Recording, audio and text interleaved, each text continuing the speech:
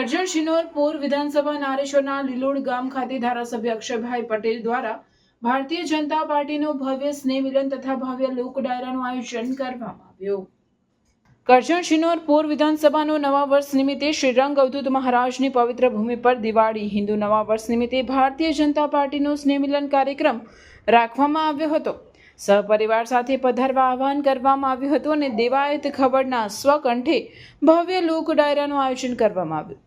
મોટી સંખ્યામાં જનમેદની ઉમટી હતી। કરજણ શિનોર વિધાનસભાના ધારાસભ્ય અક્ષયભાઈ પટેલ દ્વારા સમગ્ર આયોજન કરવામાં આવ્યું હતું। સ્નેહ મિલન કાર્યક્રમમાં વડોદરા જિલ્લા ભાજપ પ્રમુખ રસિકભાઈ પ્રજાપતિ, પાદરાના ધારાસભ્ય ચૈતન્યસિંહ ઝાલા, વાઘોડિયાના ધારાસભ્ય ધર્મેન્દ્રસિંહ વાઘેલા, સાવલીના ધારાસભ્ય કેતનભાઈ ઈમાનદાર, વડોદરાના તાલુકા પ્રમુખ અંકિતાબેન પરમાર, કેબિનેટ મંત્રી જીતુભાઈ વાઘાણી, કેબિનેટ મંત્રી કમલેશ પટેલ સહિતના કાર્યકર્તા સ્નેહ મિલનમાં હાજર રહ્યા હતા અને આ સ્નેહ મિલનમાં કરજણ શિનોર પૂરના સરપંચ અને ડેપ્યુટી સરપંચનું પણ સન્માન કરવામાં આવ્યું હતું। ભારતીય જનતા પાર્ટીના કાર્યકર્તા ઉપસ્થિત રહ્યા હતા। પુષ્પગુચ્છ અને સાલ ઉઢાડી સન્માન કરવામાં આવ્યું હતું। ગિફ્ટ કિટનું વિતરણ કરવામાં આવ્યું અને વિધાનસભાના જાહેર જનતા મોટી સંખ્યામાં ઉપસ્થિત રહ્યા હતા। પબ્લિકનો આભાર માન્યો હતો। સ્નેહ મિલનનો કાર્યક્રમ સફળ બનાવ્યો હતો। બ્યુરો રિપોર્ટ, શિનોર સમાચાર ન્યૂઝ, કરજણ।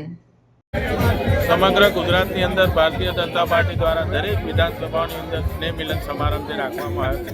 એના ભાગરૂપે આજે નર્મદા કિનારે રંગ અવધૂતની આ પવિત્ર ભૂમિની અંદર રંગ અવધૂત મહારાજને મારા ગામમાં હવે 100 વર્ષ પૂર્ણ થયા છે અને એના ભાગરૂપે જિલ્લા ભારતીય જનતા પાર્ટીના પ્રમુખને સૂચન કર્યું કે ભાઈ મારું આ રીતે 11/11/2025ના રોજ આ સ્નેહ મિલન સમારંભ કરજણ વિધાનસભાનું લીલોડ ખાતે રાખવામાં આવે તો એમને પ્રદેશ સમિતિ દ્વારા મંજૂરી આપી અને કરજણ શિનોર પૂર વિધાનસભાનું આજે સ્નેહ મિલન સમારંભ આજે લીલોડ ખાતે રાખવામાં આવે છે। સ્નેહ મિલન સમારંભ પછી ભવ્ય લોક ડાયરાનો આ પ્રોગ્રામ રાખવામાં આવે છે। અમે સમગ્ર વિધાનસભાના લોકો આજે તમામ આગેવાનો, સરપંચો, ડેપ્યુટી સરપંચો, તમામ સહકારી મંડળીઓ સાથે સંકળાયેલા તમામ લોકો આજે અહીંયા ઉપસ્થિત છે। ખૂબ આનંદની વાત છે કે આ પવિત્ર ભૂમિની અંદર અમારા વિધાનસભાની અંદર ધારાસભ્યને એક આશીર્વાદ આપવા માટે તમામ લોકો આવ્યા છે। બદલ સૌનો ખૂબ ખૂબ આભાર માનું છું।